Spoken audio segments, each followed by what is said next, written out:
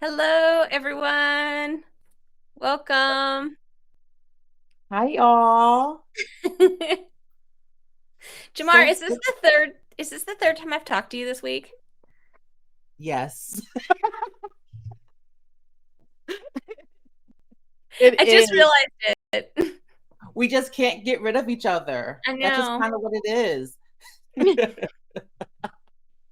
But I love it. I love it.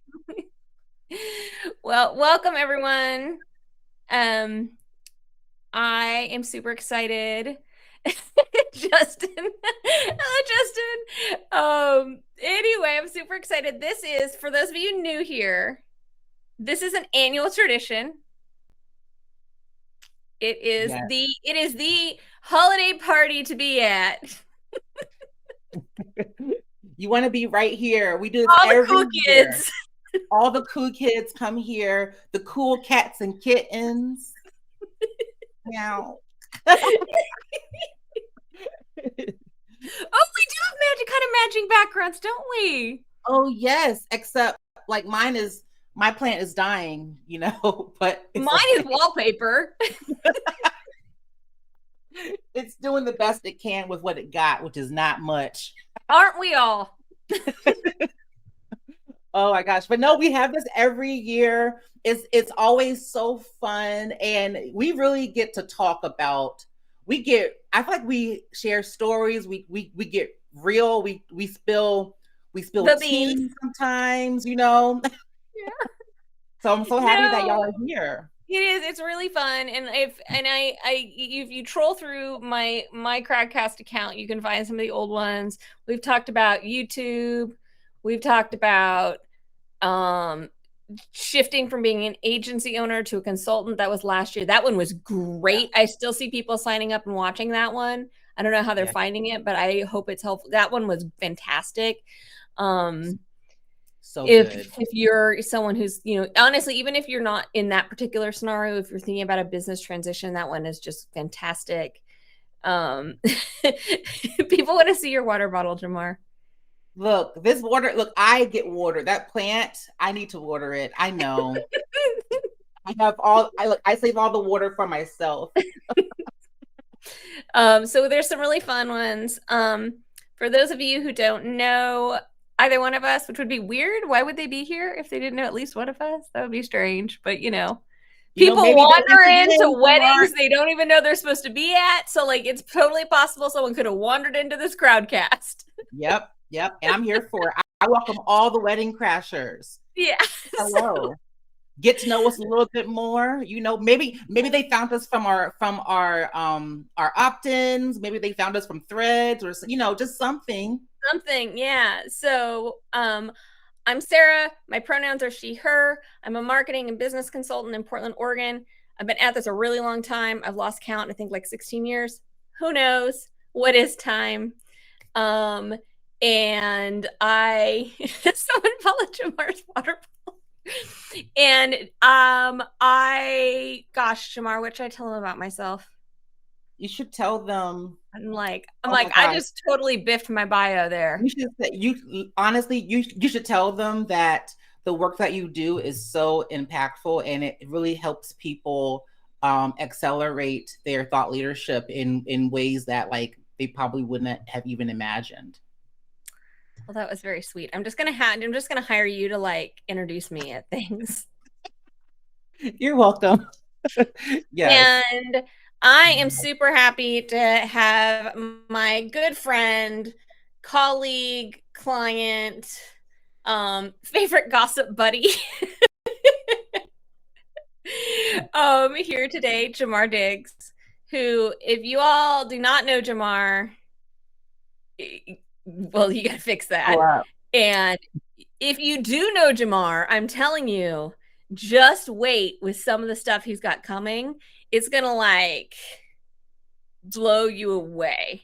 So like you may mhm. even think you know Jamar, but like Wait till you find out the real me.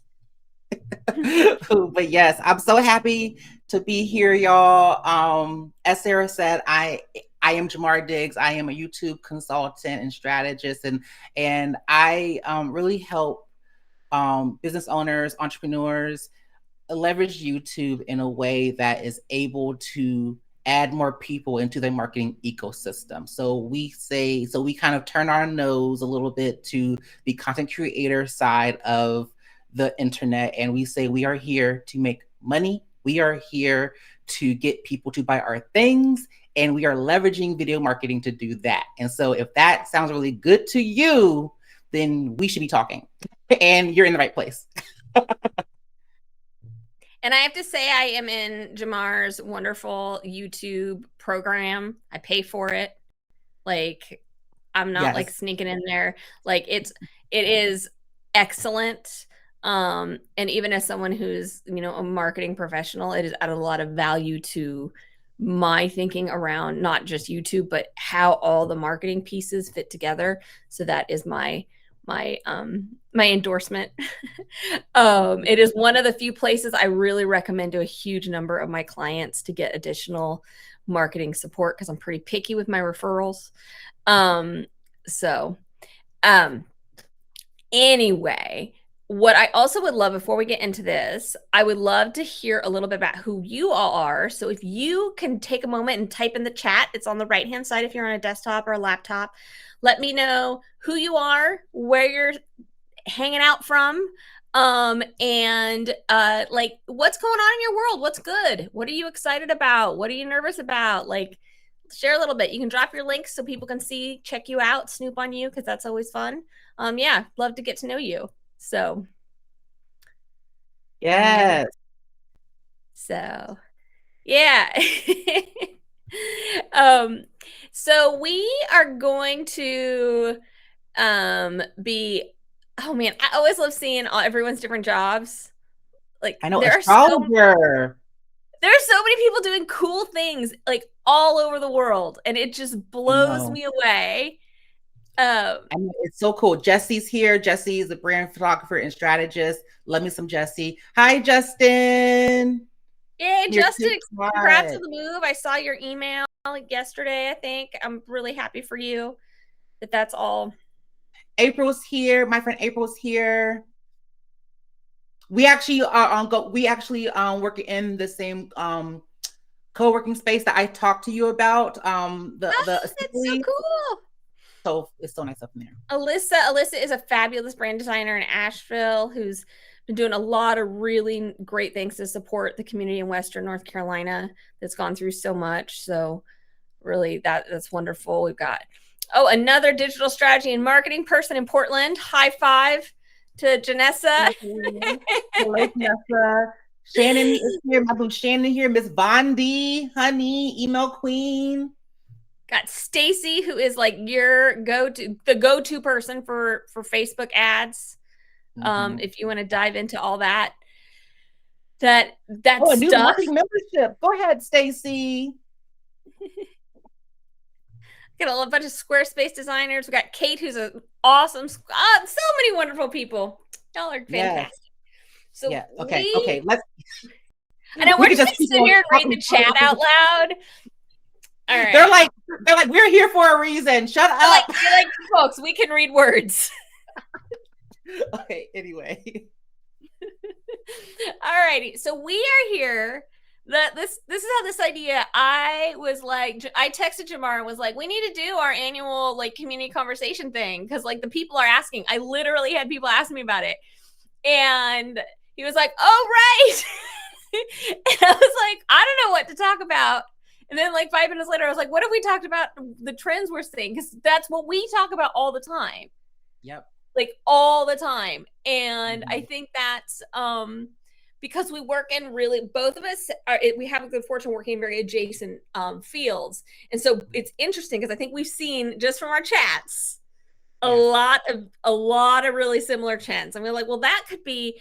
I know, we've got the new year coming up. I know a lot of people are feeling uncertain.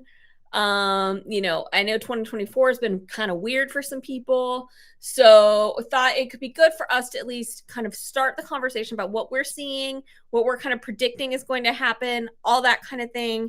And we're just kind of going to ping pong off of each other. This is not a structured, this is not a, I don't know. This is not a webinar. Yeah, it's not a structured webinar. There is no like, we're friends that got together and we do this every year. You know what I'm Yeah. saying? This isn't, there's no like weird shit about the pop, you know, hit you with a heavy pitch at the end of, it's not like that here. Yeah, but it's gonna be so good that we don't even Yes. need the heavy pitch. That's the Oh no, thing. we don't even need that because you're gonna want to buy things from us anyway. Like, what are you talking about? Anyway, sorry. Go So, ahead. so Jamar, what is something you've been seeing going on that you would love for people to know about?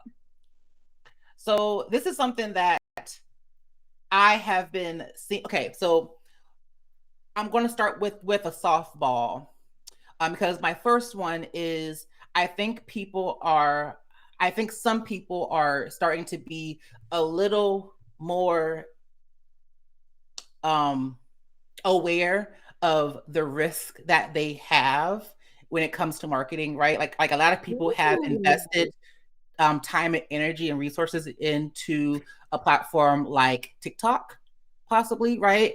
They're, and some of them are like, oh, is it going to be here? Is it going to be like, is it going to be here? Is it not? You know, and they put all their eggs in the TikTok basket, right? And so I think a lot of them are really trying to mitigate their risks and start thinking bigger, right? Thinking more holistically about their marketing strategy. And so they are now more open to using more than one platform, which we both know we should, but like now people are like, okay, fine, I'm open to it, and they want to try to figure out what is the which is the best platforms, right? So they're opening up their minds to more than one platform, right? And specifically, I think that there's going to be even more movement into these types of long form That things, was like, that was on my list. oh, okay, yeah. Like we all know that, like, yes, long form has been here forever. It's not like, you know, but in the world of where like stories happened, reels came in, you know, Snapchats and things like that. Look how old we are. We remember Snapchat and the other ones. But Remember Vine?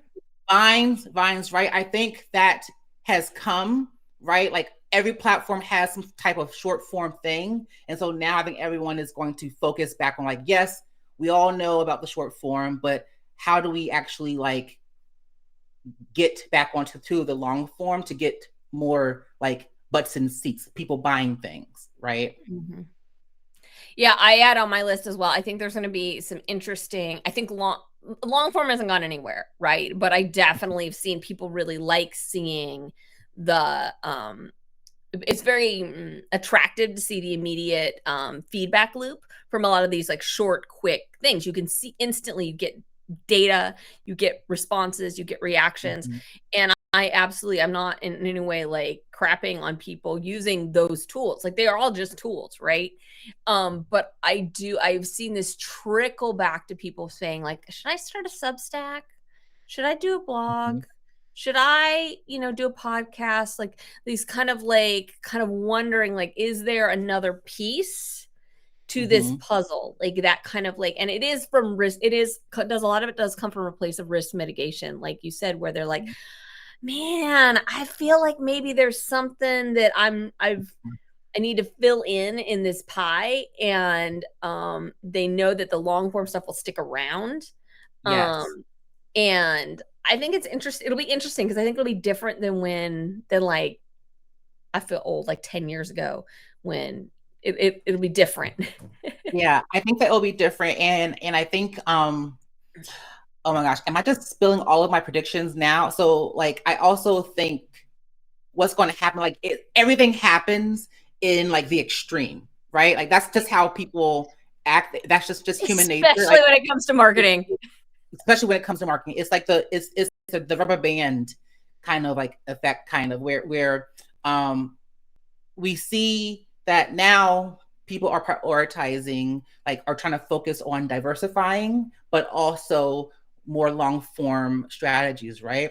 And we're going to start seeing people who are now going to get burnt out on long form content because they are using too many, because they have too many long form Because they're trying to do it platforms. all at once. They're like, I'm doing a blog, I'm doing a YouTube, I'm doing a Substack, I'm doing, Yes. and it's like, oh no, we can't. That's no better Mhm. than what you were doing before in terms of the fast No. track to And so so that's going to happen in 2025, and then in 2026 people are finally going to understand that you can have both within reason. Like you can make it as simple as possible. Like I think we're going to still be tussling with people who want to do YouTube, podcasts, blogs. They want to do but like all at once, like all at once. Yeah, Like and they want to you and I both have the philosophy of like stacking. yes, Like we stack those things and use them together. right. And because that is much more, because that's just more obtainable. Yes. Um Yeah. That's and the issue. Like I think it's totally going to be a whole like reaction of I'm gonna like they really want to pursue long form, and so they're really trying to do them all. And they don't and I don't think that they think this way, that they like see it as like a oh, I have to be everywhere now, I have to do this. I think it's because they hear long form is more sustainable, and then they start doing more of them, but too much of anything is bad. it's bad for our brains. Yes, yes. Um I it's funny, I'm gonna cross that off my list is the long form question. I agree with you as well about the diversification. And I think it'll be, this is kind of tagged on to what you said.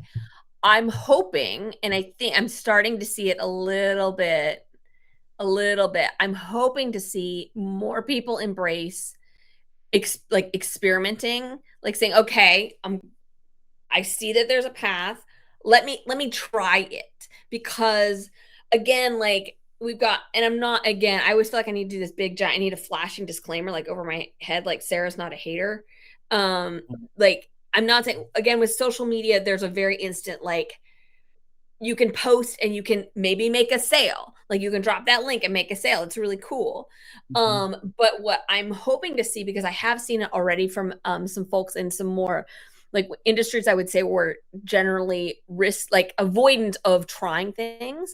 I've seen a Mhm. slow crawl towards willingness to experiment and collect the data, because that's part of the process. So that's also something that I'm excited to see more. If I when I start seeing people in like finance and law say like, you Mhm. know what, I'm gonna do an experiment and see if this works. That to Yeah. me says, ooh, folks are starting to open up about the possibility of trying something different or new. And I'm excited about that too, because oftentimes I've felt for a long time that a lot of times I'm like, yeah, we got to try it. And people are like, but I need a guarantee. Yeah.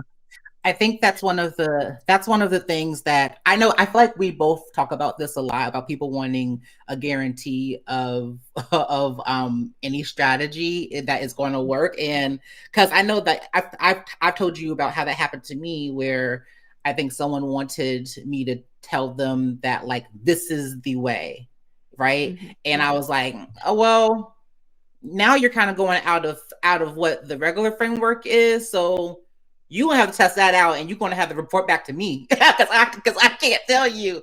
That's not, you know what I'm saying. There's only but two, because think about like our strategies. Any strategist, right? Any strategist that you talk to, um, what they're going to tell you is based upon like a hypothesis that has been shoot, what was the word that those scientists use? Is it my Dang, word? Is it my stress tested word? oh well, we can say stress test too, right? It's been stress tested, right? But when you start trying to go even more beyond the strategy, that's something that's called custom strategy, right? And that means that we doing this together, but based with from my experience of all of the other times that I have used this thing, or like done strategies for other people, I can help you mitigate as much risk as possible, but it's still testing, it's still tweaking, it's still And testing optimizing. is great. Yes, and testing is great. Testing is so great. That's how we got to where we are, by Testing is testing. great. We test Um, every day. all the time. I try out all kinds of stuff. A lot of it doesn't work, so you don't hear Yeah, about it. Actually, sometimes you exactly. do, because sometimes I just share about it in my newsletter because I think it's interesting. Mm. I have one. I feel like this might be a little bit of a controversial one. Maybe not. Maybe not in this audience because I think we've got a lot of sympathetic folks in here. I Mm. think the days of marketing the transformation and only the transformation are going to be behind us. So, that Wait, whole say that again. the days of marketing the transformation and only the transformation, I don't I Yeah, think I think those are behind us. It's that old what is the metaphor people, oh, like how the iPod was originally marketed as like 1,000 songs in your pocket, not what like the yeah, storage space was, and da da da da da. yeah, Verse all not true. Factually inaccurate. Go look at those marketing campaigns. I think people want to know the transformation, but they also want to know, how do we get there? yeah, yeah. People have more questions now, They right? have I more think questions. I've had more questions this year than I've had in my entire so. life. Let me look. Y'all gonna not like me when I say this. So, are people who are professionals who have a specific skill set or expertise, our people have more questions, right? But and if y'all are part of this, it's okay. We ain't got to be friends. It's okay. But but those life coaches, those spiritual entrepreneur coaches, those ones to where everything is really emotion based. Um, they probably gonna keep on doing whatever they doing because it's just like, you know, it's sometimes some of them have transformations, others are smoking mirrors, and it's hard for you to know until you're in there. but those people don't ask questions because they talk about like it's more like that vibe, right? Get in the room, be in the room. But when business coaches and other type of like if there's a specific expertise, like we can't do that. People are going to have a lot more questions for us, and that's just what it is. You know what I'm saying? And you should be able to answer those questions confidently. I actually believe the people who can confidently be, hey, let me walk you through this, Mm-hmm. are going to be in high demand. Yes. I truly believe that. I've seen it with my clients, the ones who can really articulate, hey, and I work with a broad swath of clients. I work with a lot of creatives, but I also work with like regulated professionals. So that's kind of a, even within that, those are that's a pretty big spectrum. And the ones who can sit down and say like, hey, let me walk you through what this is going to look like, what your role is going to be, what my role is going to be, those people are doing so well because it's crystal clear. One of the worst things for us humans is if we feel a lot of uncertainty, what we do is we just make no decision at all. Like, this is total buying psychology 101. If we feel Yep. uncertain, we do nothing. And that's it is really I mean, that's also, I can get on my high horse, like that's also why you need to have your processes documented. That's why you need to actually share that. That's why speaking to like your professional experience and your credentials and all that is important. Like, it is Yeah. important. Having an about page that actually tells people something about you and not just like a second sales page is important. Like, so that's why like last year I pushed Jamar here, poor Jamar, I'm picking on you, to like talk more about your experience doing very large marketing projects for very large corporate entities. Like, that Yeah. is part of your background, and that helps people to trust and believe that they can get from where they're at now to that transformation that you promise. Oh, yes. Oh, that's so good. No, you're right. Like, you're right, and I did put that experience right on my website. I sure did. I was like, okay, let's start talking about this. I talk about it. I mention it every time I'm doing a webinar, a workshop, or whatever. I'm like, y'all gonna know I have worked with larger marketing departments, okay, larger companies. You're gonna name drop homes.com. I'm gonna name drop homes.com. Rent.com, Rent.com. I work with Athletic Greens, AG1. Okay, honey. Recently we did a YouTube audit. Okay, shoot. Anyway, anyway, so I actually have another one. Okay. Um, so and this probably goes with what Jesse said. So are you thinking the done with you model will be on the uprise? So here's what I think. Ooh, This is so interesting I love that one. because I think that there's a rise in community. I think there's a rise in community. You see a lot. Well, I guess like for me, like you see how YouTube is now trying to prioritize this whole community tab type of thing as well. But also you see a lot of you may see a lot of people shifting their business model through like a specialized like support or like it's like I don't I think that it's going to be more of like a move away from just being too general and helping people with all the things, but having more specialized like offers that help people in specific ways. I said I wrote on mine highly specific solutions will flourish. Wow, we didn't even talk about this. We did not. We intentionally didn't talk about this. Um, but I agree completely. Yeah. It's very and I like that question. Who was it who had Jesse said, "Are you thinking the done with you model will be on the uprise?" I think Jamar is right about that community side of things. I most of my work is now done with you. Like when we do implementation, what I have found again is there's this deep and I will say this is audience dependent probably. Mm-hmm. But my folks do want to understand the why. They don't just want to be like, I want it done. Like that's Right. not that is not the approach of the folks that they actually want to have bought into the process. They want to have a say in what's Yeah. being done. And so what I have found is that there has been and there's also less that also just from a work perspective, I think it's interesting because there's less of that like I don't understand why this was done or did we do this because there's already been that collaboration. I Yeah. mean, even if you're do a done for you service like copywriting, there are lots of opportunities to bring the client into having some ownership of that, Mm-hmm. which again can create a much better experience for everyone involved because you as the person doing the work knows that the client is bought into it and the client knows that they've had their say. Yeah. And that's, I work with a wonderful copywriter on my case studies and, she kind of handles it all, which is amazing. But even with that said, I have an opportunity to, weigh in on like some nuances and collaborate in that process. And that for me, when I get those deliverables, which is not one of my favorite words, I have no questions. Like I'm like, great, thanks, appreciate it. Mhm. Yeah. Yeah.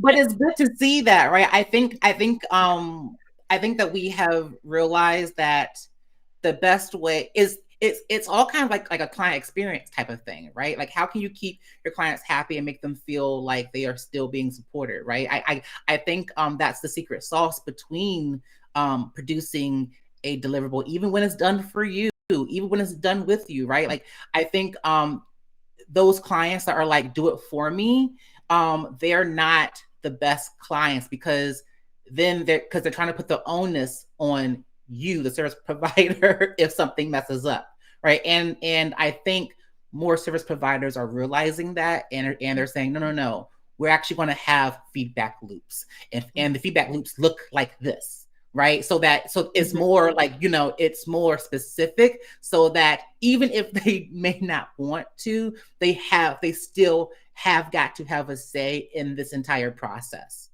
It is a really transformational experience when you really nail it. It truly is. Mhm. And Niquosha, our gal Niquosha is on live now, Jamar.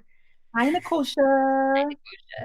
Niquosha said, Niquosha, who's an attorney, she said, Exactly, even though I know you're talking about the other copywriting, because Nicosia did my copyright, and I had sort of this exact experience where, she did a bunch of awesome stuff for me, and when she did the search for my trademark, it was like, I think she said it's going to be 50-50, and she had some ideas, and we got on the call, we talked through some ideas. I went and thought about it. She didn't push me. I went and thought about it. I came up with a solution that I thought might work. I connected with Nicosia, ran it by her. She thought it might work. And we went forward, and it was smooth sailing. And I didn't have any doubts in that long, because you have to wait a long time. Like, doing a trademark is hurry up and wait. And that is one of those things where it's like, I didn't have any, like, halfway through, like, oh crap, did we go in the wrong direction? Like, should I have done that other thing? Because I was wholly confident, because I had that space to process it and, like, really buy into the direction that we went into. So, Jesse had a question. Do you think Done With You will rise because they actually want to be part of it, or because it better fits into their budget? Well, I think Done With You should not be cheaper than Done For You. So that's my hot take on that. And in fact, maybe it should be more expensive. Right? Right? I am literally, I'm like, that's something, Sarah, that even me still, I struggle with, because I'm sitting here like, how fast I could just do something. And but like with the done for, but with the Done With You, it's like, we have to be part of it. Like, you gotta, it's a lot more energy, it's a lot of energy. You're pouring a lot of, like, mental and oftentimes emotional energy into that give and take, especially if you're not a natural extrovert. Yeah. Because believe it or not, I'm good with people, but I am not an extrovert. Like, Same I gotta here. go recharge. I am not an extrovert. Contrary to what y'all probably think of me, it's a scam. I'm a total scam. I am a scam. Oh man. So I actually think Done With You is actually a premium service. Because it's that collaboration that people crave. Like, we are all so disconnected from each other when it is serving. It's a value add, because they are able to have that give and take with another human being. Yeah, I do have to say this. My done with you is better. It is better. How do I say this? The Done For Yous that I've done were like okay, but like no one ever like used the stuff, right? But with the Done With You, because the client feels more connected to the project, they're so much more likely to execute or implement the things that we do together and actually have it stick, which is obviously so much more impactful. You know what I'm saying? So it's totally worth like switching over. Like, I do love the Done With You. It's just so funny because it's like, I could do this literally in like 90 minutes. Just knock this out. But no one would literally use it. No, they would not. And that is the problem. That is the problem, is you hand something off and it doesn't get implemented. And that's, but when you have the opportunity to have people get buy-in, it's different. Yes. Did Justin leave? Because he had a question in here. He had a Q&A, but I don't see it anymore. Oh no. Okay. Well, Alyssa had a good question. I think this is, and I'm like, what about a brand in a day, website in a week trend? Will there be more or less of this? Oh, Sarah, that's you. That's you. Thanks. All right. So this is a complicated question. There are people doing excellent in a day services that work really well with their strength, with the way they work. And I think that is awesome. I have offered an in a day thing. I no longer do. And those people who it really fits their working style, and they can put good boundaries around that work, I think those people will continue to do well. What I think is problematic and that I would like to see go away, and I kind of think it is the in a day or in a week being sold as the solution to all of your client management problems. I do not believe people are buying into that anymore. Because also this is the other thing, like, should someone be developing a whole brand system in one day? Like, is that actually an appropriate way of working? There are, for the client that they're working with. And so I would like to see that being the answer. The answer is oftentimes, the real problem is oftentimes not like that people that scope goes beyond what it originally was, or et cetera, et cetera. Like, it is not the solution to all of those things. Like that. And I say this as someone who's done an in a day service. What it is appropriate for, if you, like Justin said something, he has ADHD, and in a day works really well. And he has a solution. He doesn't promise like a whole, he can do like 2 or 3 page website in a day, right? Like, and get people the foundation, and then can continue building, like, can sells things as a day rate and can continue to build out that project. And that makes sense, and especially makes sense like if you're working with like startups or any, like, there's lots of people it makes sense for, but it is not the solution to many of the problems that people are trying to solve with that model. Yeah. And I have seen so many people devalue their work just to prevent scope creep or to prevent client management issues. And I'm thinking people are starting to get wise to, like, oh man, I'm like still delivering all this work, but I'm getting paid less and I'm super stressed out. Like, that's Yeah. not good. Mm-mm. Yeah, no. It's not good. I've been there. Yeah, it's Yeah. really, it's a tough way to operate. Um so that's kind of, I wish that was a less wishy-washy answer. What I also think that is, what I do think some of those in a day type services really, really, where they really shine is there are a lot of clients out there who they have kind of almost like a laundry list of things they need dealt with. And again, Justin, I'm sorry to pick on you, but like, I've sent some people over to you who I'm like, you know who you need, Justin. Like, to like this is like a checklist. You can just like, those kinds of, like, those folks who are like, I have this stuff I've been putting off and I just need to get this done. Mm-hmm. And so that's where there's a real opportunity.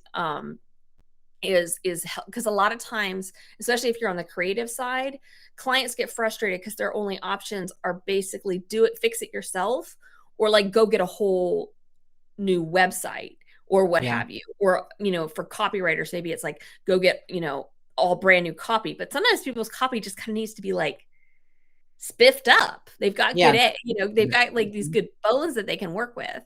So that's a great question, Alyssa. I hope I Yeah. didn't hurt anyone's feelings because I was really trying to like be balanced there, you know. Yeah. So, Do Kate you says, I'm planning to offer a VIP day service for template customization and other very specific design needs. That's a really good use of that type of format. Oh, yeah. Yeah. I love Yeah. that. Okay, let's Um, go over to Justin's question. Do you see it? It's in the Q&A section. oh, yeah. Yeah. I cannot find anything. Oh, here it is. Personally, I'm nervous that if I don't do content creation, video short term or long term, then I'm going to be left behind. I don't want to be a content creator. Oh, this is such a good question, Jamar. This is kind of you. I don't I want to know be a that's why I content was like, yes, creator. answer your question. I want to be a designer and work with clients to improve design, not put out videos every day. Thoughts? Oh my goodness, this is such a good question. I love this, Justin, and thank you so much, because I know that's kind of a scary question to ask. So I appreciate the willingness to ask it. Yes. Also, one thing that I think is so important for us to hit on is the difference between like the content creator and like the actual business owner, right? Like, so that's kind of where we see so many content creators and we think that they are the blueprint to our own business success, and that's just is not the case. And so Justin, I would like really just say to you that yeah, you do not have to do as much as what you're probably seeing others do. They may just be doing that because they like it or because that's all they know. Right. And so for you, I would, if you want to do something figure out your, well, I guess, should I talk about my attraction base and Yes, I was going to say this is a community base? great opportunity for you to bring that. Okay, let's bring it home. So you really just need like what I would call like two types of platforms, right? So your attraction-based platform and your community-based platform. This is something that any type of business would need. And your attraction-based platform is going to be that thing that is more like search engine discoverability focused, right? So for me, it's YouTube. For Sarah, it's blogs. It's going to be YouTube as well in the future. For me, it's also blogs My because Sarah's YouTube going to plan write is blogs. great. You know what I'm saying? And for others it could be Pinterest too, right? Like, so just think about like what is the things that I think that would be helpful, search engine focused, right? Things that can take your evergreen content and just do the work for you for the most part, right? It'll keep on adding more people into your marketing funnels each and every day. And then your next part is the community-based platforms, right? So these are going to be the things that are really community-based. They thrive because people are engaging on them, right? So you think about things like Instagram, LinkedIn, Threads, but also your community-based platforms are also things that can be more private, right? That you are able to build more connection with them. And so that is your podcast, and your email list as well serves as a community-based platform. And so you may end up having a few of the community-based platforms, and that's okay. Like, right, for me, I'm active up on Instagram and Threads, and a little bit up on LinkedIn too. You know what I'm saying? But for my attraction-based platform, I'm doing blogs and I'm doing YouTube. Okay. And so, but that's just because I'm a marketer. I do all this other stuff, but you could literally just choose like one for each and do just fine. Okay. So you do not have to do all the things that a content creator does, because we're thinking about them differently. And so, and the best thing about it is when you leverage your attraction-based platform and you are like answering questions, you're shifting perspectives, you're combating certain like objections, right? You're actually priming people that enter into your community-based platforms really, really well, so that you don't have to like deal with any like weird type of people or weird type of questions in like any part of like your sales process. So when you use your attraction-based platform strategically, your community-based platforms like thrive. Yeah, I dropped a link in the chat about, I talked about this in a newsletter last week Yes. as well. And I have a similar philosophy. I sort of break it into three parts. I talk about discover, connect, belief. Mm-hmm. So I tell people like, you need to, because I don't like that funnel model. I don't feel like that actually is helpful for service Yeah. type businesses. It is not really a good example of how your potential clients are buying or Yeah. getting their interest piqued. Mm-hmm. And so Mm-hmm. what I say is, you've got the first chunk is that discovery phase.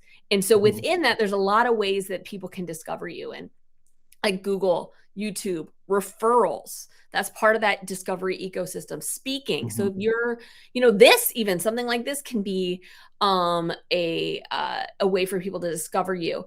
PR, blogging, if you're networking, if you're getting out in your community, like those are all part of that like discovery piece of your marketing ecosystem. I tell people, ideally, I want you to pick two. I realize that's a big ask for a lot of folks. So if you can't do two, pick one. Zero is not an option. You know, and No, it's not I'm an sorry, option. because I want you to succeed, and I want you to succeed without being stressed out all the time. Mm-hmm. So that's why I tell people you want to be always be having new folks kind of enter the beginnings of your marketing ecosystem. So they can start to kind of grow and understand and all that. The next, which is Jamar's community idea, I say connection. Mm-hmm. That's through your newsletter, that's through social media. That, interestingly, it's also, you can build that through like something like YouTube, right? because there's a lot of these, there's sort of pieces that slide back and forth between the different parts of the ecosystem. That is podcasting. I do not put podcasting in that discovery piece. Yes, sometimes folks find people through podcasts. That is actually not very normal. So again, you see all those big podcasters, amazing, that's great for them. That is actually not the best discovery mechanism for most business owners. That is a community building, a network building, a trust building platform. And then in belief, that is really in your sales, the sales experience, the delivery experience, all of that. And so, if you kind of, again, like sort of think like, okay, I'm going to pick one or two from each of these quadrants and do so at a cadence that is manageable and start to collect data and start to adjust based on what the data is telling you. It's going to be, that is such a more achievable system than that kind of influencer model, because I'm with you, Justin. I don't want to be that. No, it's so much work. It's so much work. And people don't, well, not that it's so much work. It's just like you spend the ones that have tried to become content creators when they are actually running businesses end up getting burnt out. And then you see them whole second business. This is what people don't understand. If you go down that path, you are actually running two businesses. You are running your content creation business and you are running your business. Running two businesses at one time is really hard. Yep. And I don't want that to hit you. And I have to say this other thing too. And sometimes if it's only you, you're not doing it well, right? Like you see how there are some of your biggest influential content creators who also have businesses and they get burnt out and then they go back to creating content because it's what they know. It's true. So like, you just got to think a little bit more about that. But yeah, that was such a great question. I'm so glad you asked it, Justin. I think Alyssa also has one in here too. Yeah, Alyssa had a question in here. Another question. What do you think of the trend of designers and creatives becoming educators? Are people sick of this? Too saturated? What's going on? This actually goes to one of my predictions, which is highly specific solutions. So if you are someone who is interested in education, I love teaching. I used to teach at a local college. It's something I'm really passionate about. If it is something you are passionate about and you can develop education that is very specific. And my husband, who is a former adult and professional education, program manager person, I totally forgot what his title was. He would if he was here, he would come and be like, yes, specific. Those people are still doing well, and there's a lot of opportunities. Where I see that trend of people becoming educators is when it's very generalized, and that's where, or if it's even if it's only sort of like basics that people can get anywhere. So if you can step in, I have a summer program that I run, that I tell people about SEO, but it's kind of not. I trick them. It is about SEO, but no one else is really teaching search visibility the way that I teach it. And so that is something that fills consistently. But it's because no one is teaching it the way I teach it. Look at Jamar, and he had an agency doing YouTube management. He is now teaching his members in his low lift club how to use that system and deploy that themselves or have their team deploy it. And no one else is teaching that in that way. It is a completely new and fresh angle. And so those, I don't see that going, but it's that sort of generic, same old, almost just repackaged. That's where I think folks are going to, where that sort of course economy, I guess, is going to struggle. But I see some folks doing some really creative stuff out there who were doing very well. So, Yeah, I think, can I piggyback on that too, mhm. Sarah? I think that this is where I don't think for Alyssa, like I actually don't even think that it's really a trend so much as people are getting hip to, they have got to show their authority. They have got to figure out how to better position themselves to people, because you can walk down the street and bump into a damn copywriter. I know, we're like, I remember Jamar and I having a conversation. We're like, is everyone a copywriter now? I was like, Jesus Christ, right? It's just, but then there's like one, like, there's one copywriter that I think about, past the queso. She like she has she specializes in humor copywriter. Sorry, copywriting, right? And like yours does so well with case study, or Yeah, like I client have a copywriter stories, who does right? client stories, not case studies. Yeah, that's the difference, right? So yeah, I caught myself, but Which like is a that's the different thing. difference. It's so different. And so you Mhm. figure out like what is the things that makes your ideal clients really say, "Oh, yes, I want that, because only you can do this thing this right way that I really like, that I really want to take advantage of." And then you can package it however way you want. You become an educator of some sort, right? Mhm. And so that's kind of what I think is happening. People are getting hip to realizing that they got to really lean into their sauce. Mhm. And I think we'll make the quotient happy when you have that, when you have that really like unique angle.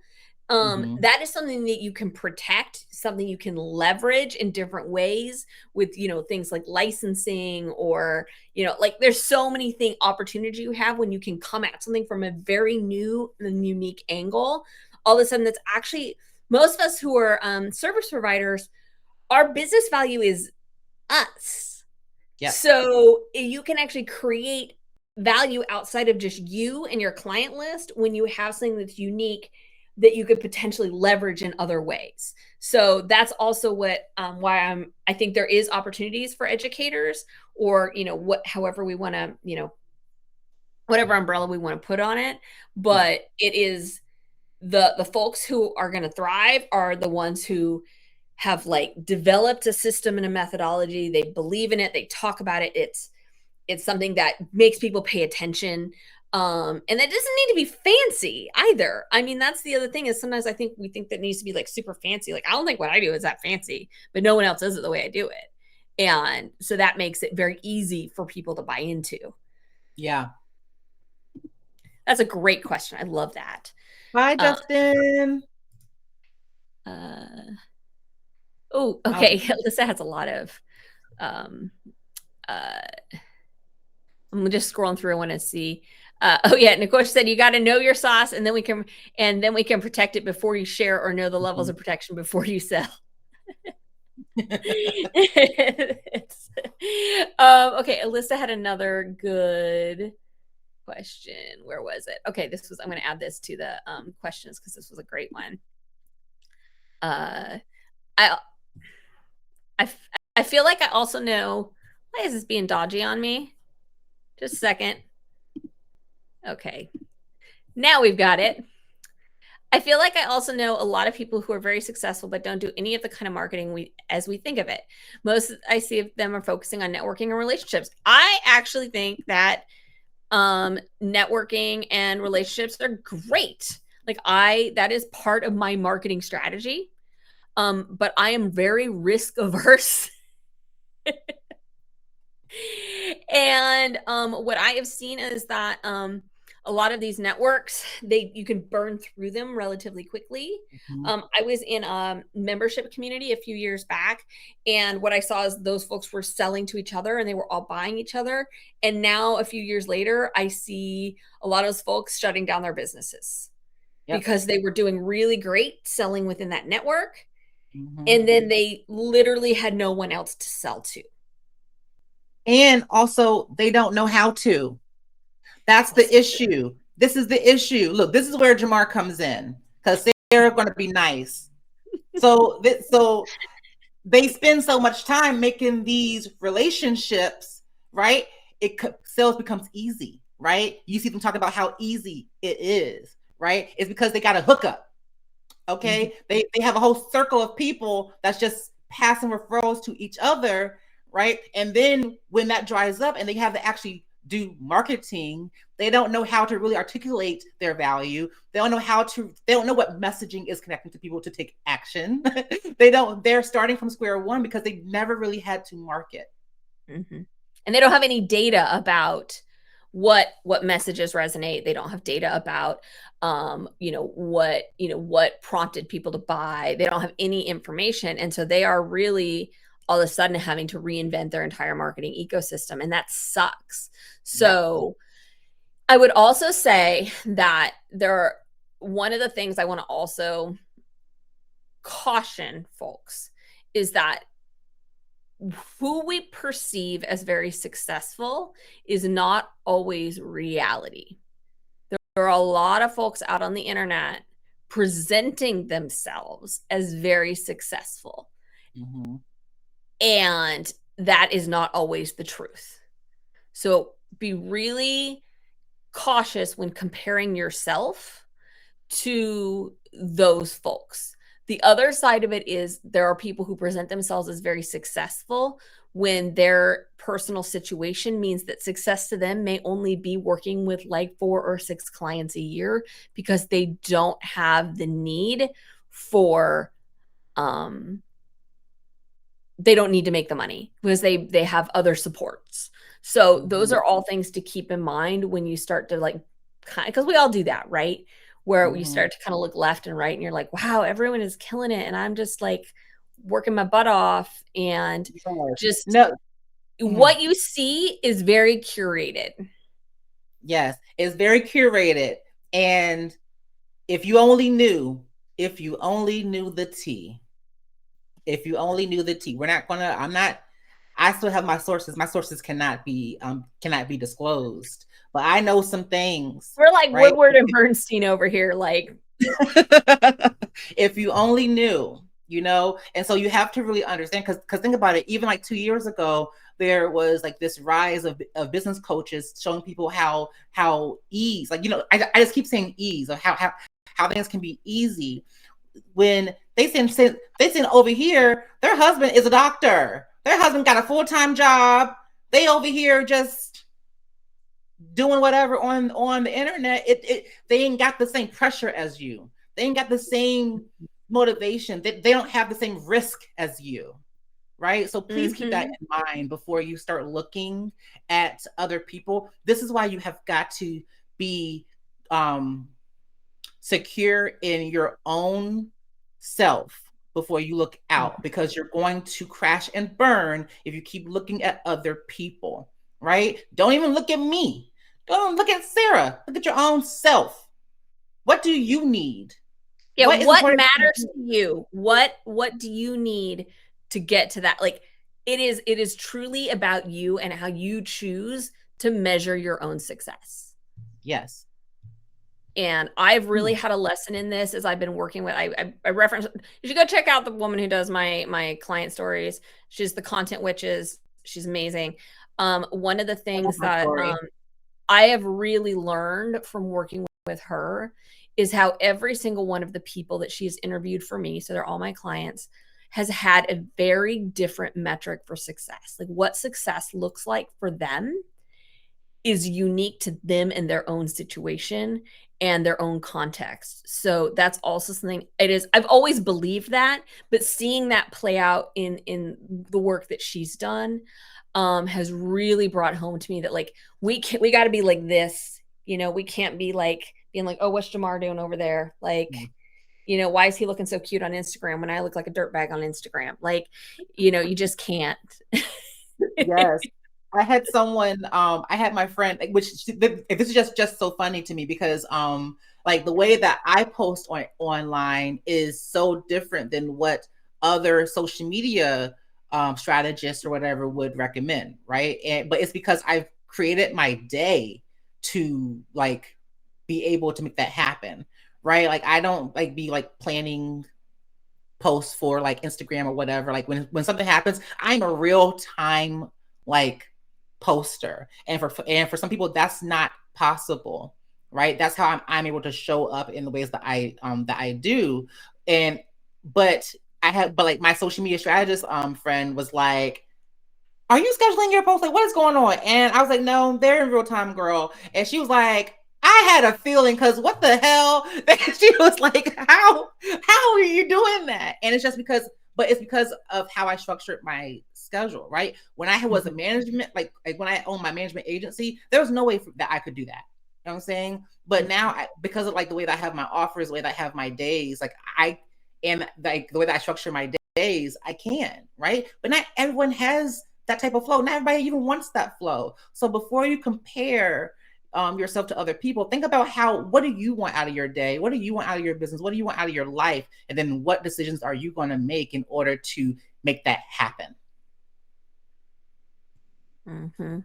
It's, yeah, listen to Jamar, folks. Sorry, We had another good question. I got on a little No, soapbox there. I mean, I'm so glad, again, like that's one of those, y'all are fantastic. We're not going to get to all of my predictions. That's for sure. But these are better.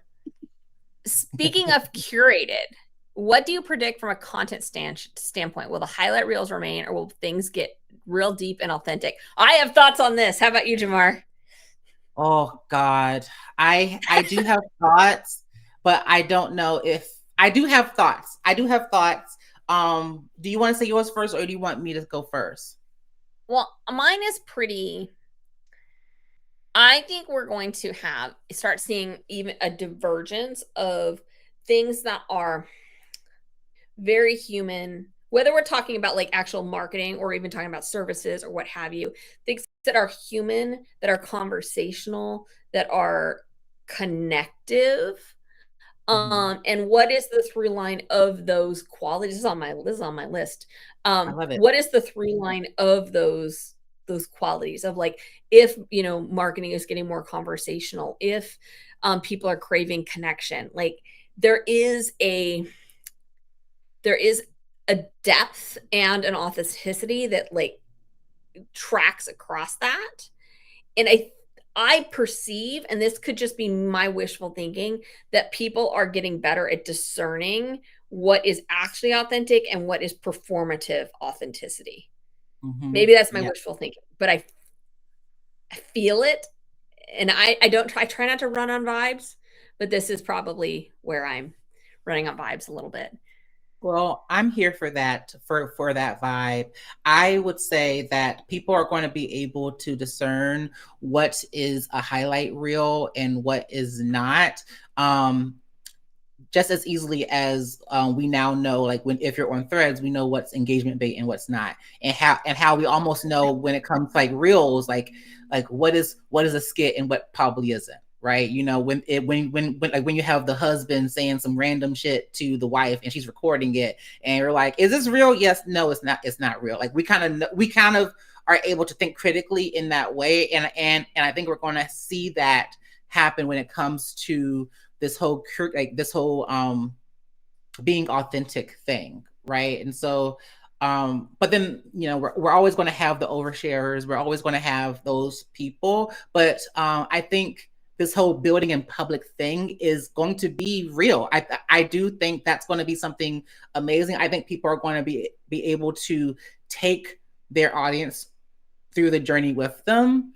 But that doesn't mean that we're going to see an increase in people like showing their profit and loss statements and all that other stuff. It's just more so seeing how it works, I seeing think of what's going on.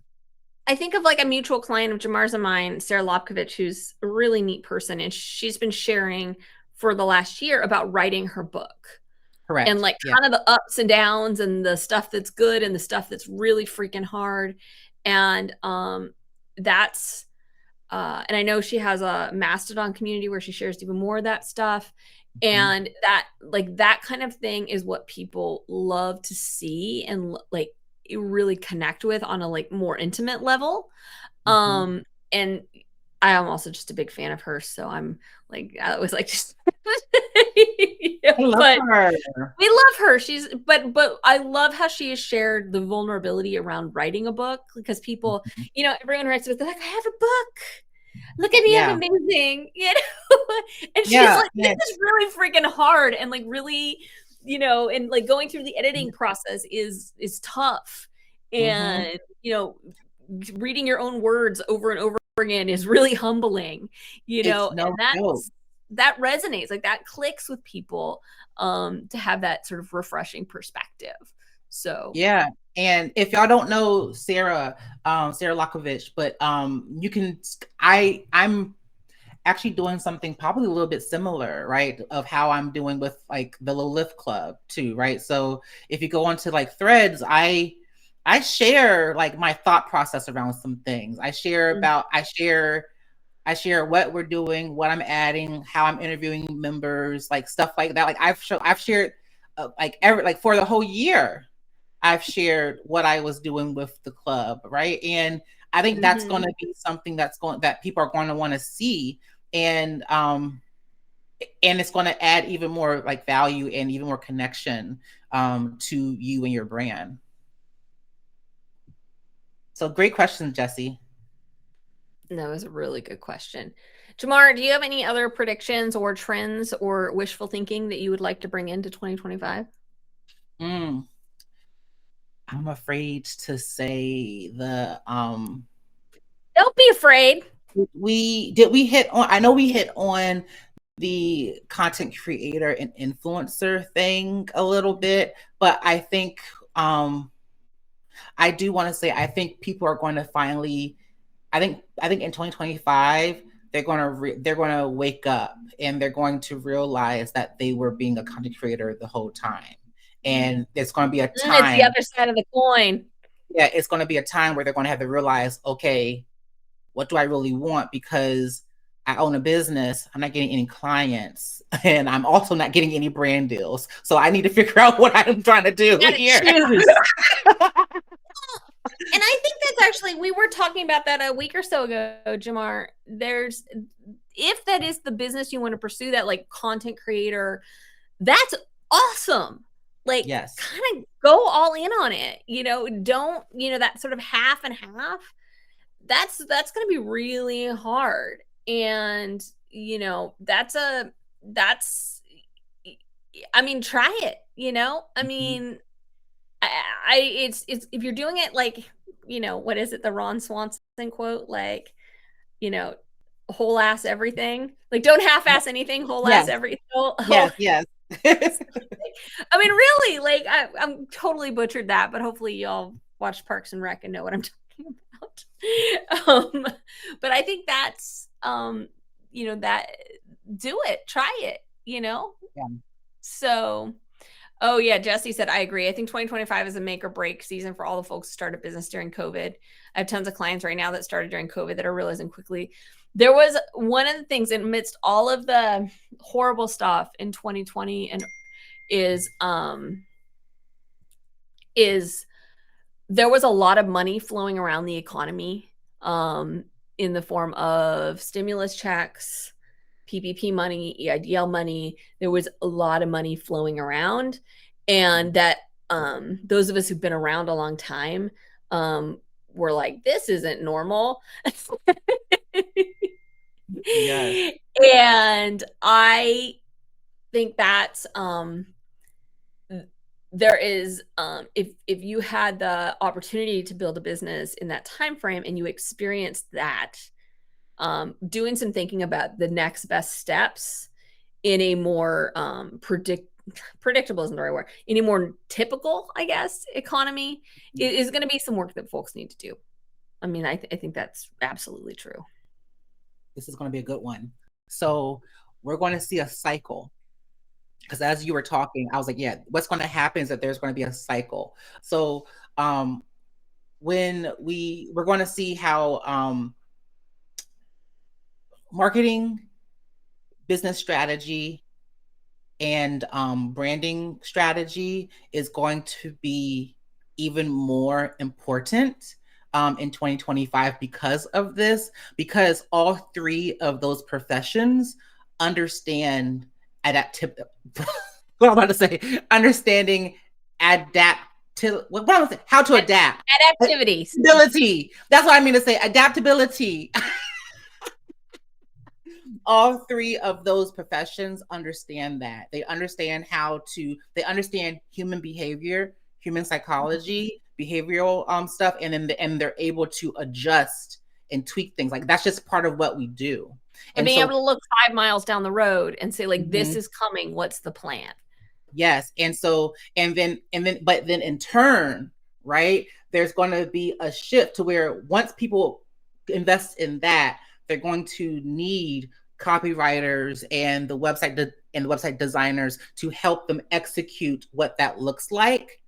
Mm-hmm. Okay. And then the circle of like, then it's going to be the executors, like the social media managers, the marketing coordinators, those types of ones. And so there is not a shortage of work to do. It's just you have to look at and understanding the phase that people are going to be in. They're going to need to learn how to adapt. This is why people are saying, because I know I have some web design friends, and like sometimes they start saying like things like nobody wants a website, and it's like you're positioning it wrong. You know what I'm saying? How do you come in and position it as we need to be adapting your website to what your people need now? You know what I'm Mm-hmm. saying? Because that's what's going to happen. Can I get on my high horse for 1 second? Oh, go ahead. This is for all of you. I know I can see the names on this registration. There are a lot of you creatives in here, and especially those of you who are doing websites, because that was my life. You all are bringing so much strategy and big picture thinking to your clients' projects, and your clients have no idea. Like, they do not know all that you're bringing. You are pointing out, oh, this offer doesn't make sense with this offer. Or, oh, maybe you should reference such and such because this is going to be really important in helping people, buy into your program. Like, I see this so many of my, like, I have so many clients who are in this field. The value you are bringing to the table every time you interact with a client is astronomical. Like, absolutely. You see a 360 view of your client's business. And yes, it's through the lens of like the website or the brand strategy. Start explaining that. Yep. Start talking about that. Start talking about Mhm. the questions you ask and the advice you give. Okay? That is going to transform how people think of your role when they're working with you, because I know a Yeah. lot of you all, you start doing, and you start to feel like a pixel pusher, and it's a really crappy feeling. Before you ever work with a client, you should be infusing into your marketing all of this big thinking you're doing. It's Yep. in your testimonials, it should be in your case studies, it should be so that people understand, because clients have no clue. They just think they're getting a website. And even though you may even like in real time be like pointing out like, oh, the way this offer is presented, I think it's confusing. How can we tweak this?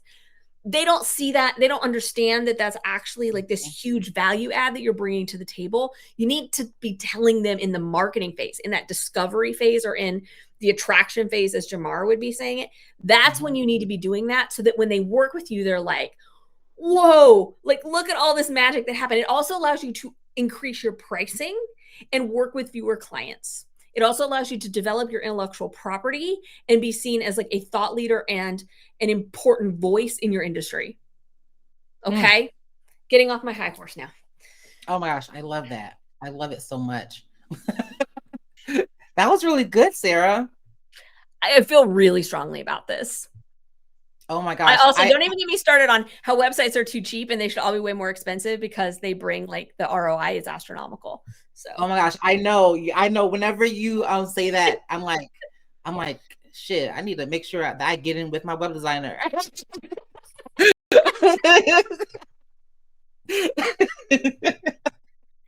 But tell it's you, I had a true. client, one of my business mentoring clients, like this person developed a website for someone. In 6 weeks, that client of theirs turned around and sold $150,000 in product. They'd never had Damn. an online store before. Oh And my gosh. just by creating a really thoughtful online store, that person brought $150,000 of new revenue into their business based on the work that my client did. Like, That is crazy. that is But crazy. you talk about this stuff all the time, like why you're able to raise your prices because they have done the work in the in the marketing, right? They've been positioning themselves really, really well, because, and so there's not, the customer shouldn't feel like it's a risk anymore, right? Well, they feel like it should be it's a like an investment, right? They see it more as, even more so as an investment than anything, right? um I also have, Y'all are sorry. superheroes. Like, I don't think you have any, and I didn't realize it to the extent until I was out of it mostly. And I was Mm-hmm. like, holy crap. Like the influence that you all have on Yeah. your clients' businesses is incredible. Like it really Mm-hmm. and truly is. So carry that with you into 2025. Bring that energy into Yeah. 2025. I also want to say, oh, Sarah, actually, let's say which one of your ones. Sorry, I was about to hop into another prediction, but you go ahead and say something. This is one that I think I said this last year in a newsletter, I think, and I think it's even going to be more so in 2025. Showcasing your values, what you believe in, whether that is your personal values as a human, your business values, and how you approach your work. That is going to be more important than ever before. There's data that tells us that every year people pay more and more attention to, what companies stand for. They're more likely to purchase from a company that believes in something. And small businesses in particular have an opportunity to be very clear and unambiguous about that. So, Yes. my homework for you all is to go put a value statement on your about page. No, no, I'm kidding. Yes. Jamar, Yes. we've defined your brand, your company values. No, We yes. did that Yes, like yes, no, we 2 years did. ago. No, you're right. I just haven't looked. I just got to get to my web person before you get to her. Just, Yeah, I know. It's like, is she on here? I hope Raven, not. we Like, didn't say Raven, anything. mind your business. Raven, mind your business. You know, Before you go actually, add that don't mind zero your to that business. price. Oh man, sorry. I think it's so funny. Okay. But I will tell you just anecdotally, before I pass the gavel over to you, I had two people this year um actually say in their inquiry farm that they appreciated that I had my values on my about page. Like it meant enough to them that they said that they actually mentioned that in their intake form. Now that's not a huge number of people, but if two people went to the effort to say that, how many people saw that and were like, Mm-hmm. okay, I feel, when they were, I feel okay with this company. So Yeah. No, that's so true. That's so true. It's so important, and I think going into 2025, it's going to be even more important for you to say where you stand. I'll leave it at mhm. that. I'll leave it at that. But True. what should I? Okay, so my next one is, I've been feeling this, and I talked to you about this before in passing, like when I was when I was doing the agency model, Mhm. is I'm hoping that the service providers are starting to see that they don't have to do both strategy and execution for their clients. Boom. They're going to see that you can do, like, I think there's going to be a defined line between strategy and executors in the same offer, or even in the same business, right? Like I think, like, strategists are going to really just stand firm that what they do is strategy, and that is good enough. You know what I'm saying? Because one thing about me is that I love strategy. I hate executing it. I hate it. It's not my strong suit. I will do it. You know what I'm saying? I would do it and it'll be good, but I Mhm. don't want to do it.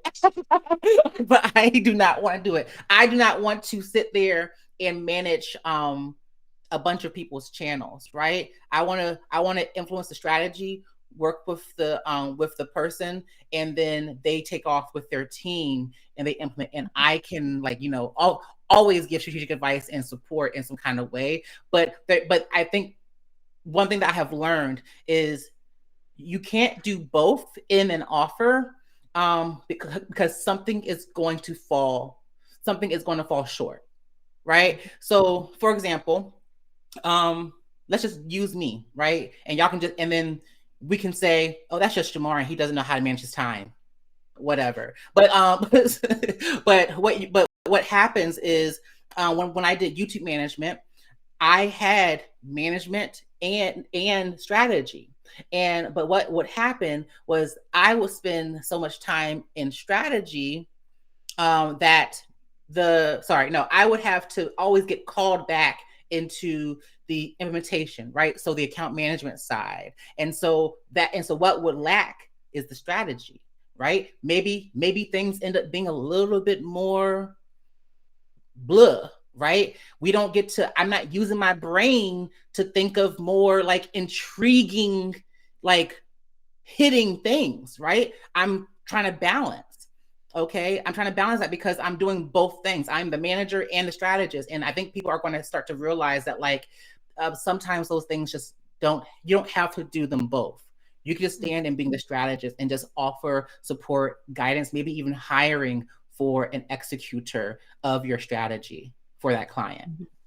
Yeah, I if you are doing both, which is appropriate for certain industries, if Yes. you are doing both, you want to be very, very clear with your clients. Right now, we are in the strategy phase. Here's what we're doing. When you move into that execution phase or the implementation phase, you want to continually reference the strategy. Like, just be the most annoying person in the world of Yes. referencing the strategy, referencing the goals. So I'm going to use my web designers again as an example, because this is one of those times where you are typically doing both, unless you're like a big agency where you've got like a strategist and a designer and a developer and it's all parsed up. Most of the time, you're kind of wearing 5 hats all at once. When you move into that implementation time, that is a very risky time when collaborating with your clients, because that is when they shift how they see you from being like this trusted guide to the pixel pusher, right? Yeah. Like, where, and if you keep like every interaction, every communication, like you reference the strategy, it doesn't have to be the whole strategy. It can be like, if they ask, oh, can we swap out this photo because vibes? You'd be like, so in our strategy, when we discuss the visual imagery for your brand direction, this is what we agreed upon. I'm not seeing how this fits that strategy, but I would love to have a conversation with you to make sure that we're on the same page and this is still aligning with your strategy. So like just keep, because that's where you can maintain that position of leadership and authority. And you're not being a jerk, right? No. It's just, if you start to just in that implementation phase become just the pixel pusher, you'll never claim that strategist hat again. You Nope. cannot recover from that. And that sounds really negative, but it's true. I speak from so much experience. So that's where, if you are wearing all the hats, copywriters too, I see that a lot with copywriters, brand designers, like those folks who do both, really leading and emphasizing that work you did early to form the foundations for the implementation work is absolutely non-negotiable, or you're going to lose your mind. Yes. Yes, it's so true. Yes, setting the expectation up front. Well, it's even if you set it's not even expectation. When you get into the weeds is when shit gets real. So it's like yeah, That's the quote of the day. You know what I'm saying? Because it's hard, because you want to execute the strategy, you want to execute the things, and then here comes your client talking all this shit, and you're like, okay, well, hold on. You have to redirect them back to the strategy, like how Sarah was saying. And so you have to get really strong at enforcing that, right? As almost like the brand Bible, like of the project, right? And if anything changes, then you say, oh, well, that's another project. So we can kind of start off with like the strategy of that and then move on to implementation. And that's something that I wish that I had did. It's the integrity. It's the integrity of the project. It's the, it's the roadmap. It's, all of that. It's so, and I will say it's interesting because there's a quote from one of my clients. It's Sarah Lokovich, who I mentioned earlier in my client stories, where she says people told her that she could never be a strategist. Like, people don't hire strategists. Like, she could do strategy as part of her job, but that people don't just hire just a strategist. And then I know, isn't that wild? And then she has determined, and she's figured out, oh, wait, people actually are hungry for this kind of thing. And I have definitely, I would have never, I had a little bit of that belief that I had to sneak the strategy into the implementation work. Mm-hmm. That's what YouTube management was for me. I was Yeah. sneaking in the strategy, and yeah, Like sneaking up on them and being like, surprise, and I was like, strategy. "Hi, yes, it's working It's like a because of the strategy, strategy." like jump scare. I'm like, And it turns out that actually really great clients actually want that kind of guidance. So surprise. So if that is something that you're called to, and that is your zone of genius, you don't have to hide behind the the doing in order to sell the thinking. no, people need both. Clients need both. So like, don't feel like I you. hire strategists. Like as a strategist, I hire strategists because Same. Jamar and I had a session yesterday. Yep, we had a session. We had a session, and then I also made her extend it. And I Yeah, said, "We're having another he's like, I'm session." pulling out my card. I said, "We're having another session." But I mean, that is just something to keep in mind. So I'm not telling you, I don't think Jamar is saying everyone should become a strategist, but I think what you're No, saying is that there is space in the market that maybe we're missing. yeah, So, all right, we 100%. got to wrap up because we're 25 minutes over time, 29 minutes over time. Oh gosh, you sent me a calendar invite for 90 minutes. Yeah, because I sort of guessed that we were going to be. Oh, yapping. Okay, that's Yeah. fair. Okay, yeah. Okay, never Um, mind. but I was actually looking like the only thing I've missed is that I do think we're gonna see more noise than we've ever like it's gonna get noisier, right? Like I really because there's so many platforms, there's so much information. People are like dodging all the information like, Neo Yeah. in the Matrix, Yes. and it will be interesting to see where and it's all fragmented too. Like there's especially if we look like we zoom out and look like the media landscape has gotten really fragmented. People got stuff on the Substack, they've got stuff on the Blue Sky, they've got stuff on Facebook, they've got stuff on here and there and there, Yeah. and so that feels very noisy and overwhelming. So I would love to see people who can kind of cut through that. I think there's an opportunity there because when we look at the data around the quality of the noise people are seeing. I mean, Jamar and I were looking at some stats just right. It's like 15% of information that people are making decisions about they would actually rate as very good. Yeah, which is So sad. everything else is noise. So if you can Yes. step up with that quality and be a voice of calm and clarity, Someone that's sent an me, opportunity. I'm It's gonna money tell in the you bank. this. I'm gonna tell you this real quick about that. So someone sent me a Threads post about something about YouTube, and like someone had posted it, and they said I grew my YouTube channel from I don't know, like 100 followers to like 100,000 followers by treating the YouTube algorithm like a man. And then she said, like, I don't know, talking about, I don't know, something like treating it like a man. And I was like, okay, so where's the tip here? Where is the information? There was no information on her strategy for that as well. She basically like started off with a great hook that you would think would be so great for a thought leadership type of like post of some sort, and literally did not say shit but like word garbage. And I said, "You had me read this for nothing." And so, but that is the quality that people are talking about. They're just they're just relying on the hook, and that's it. It's very surface level. It's not enough.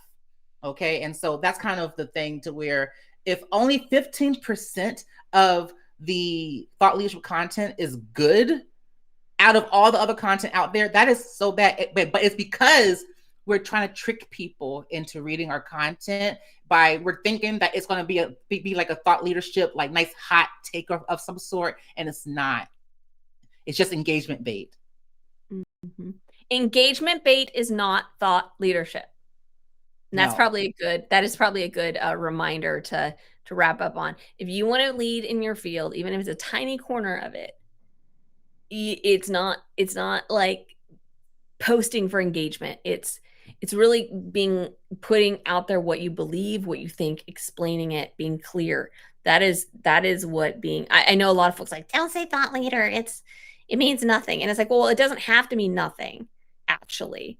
We're letting like the goobers out there define it as nothing Mm. because their They stuff don't sucks. they But don't want it to. It's like brainwashing. It really is. It's like, yeah, they want you to think that it doesn't mean anything when it does. They're trying to like get you to not think about thought leadership so that they can still feed you not thought leadership and you think that it's like groundbreaking. right.